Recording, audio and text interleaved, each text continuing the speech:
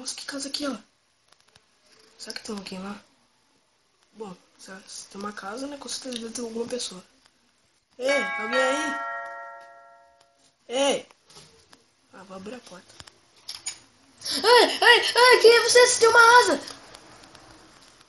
Você é um humano normal? Sim. Fica longe de mim, cara. Não, cara, relaxa. Eu só tenho esses poderes aqui pra defender esse mundo. Ok. Você pode me dar algumas coisas, um abrigo, por favor? Posso sim. Toma.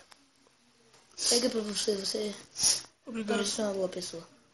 Tá. Ah, pode pegar. Pode ficar com isso também.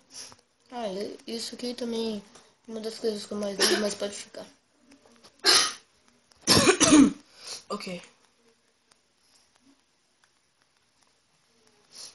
Tá. Isso aqui já. Qual é o seu nome? Meu nome é Diego. Tá. O meu é Estevam. Ok. Eu posso passar essa noite aqui? Pode sim. Tá. Você sabe que de noite tem monstros por aqui, né? Sim, mas pode dormir aí na cama. Eu não me importo de dormir aqui no chão. Não, tudo bem. Pode deitar aí. Eu fico de vigia. Ok.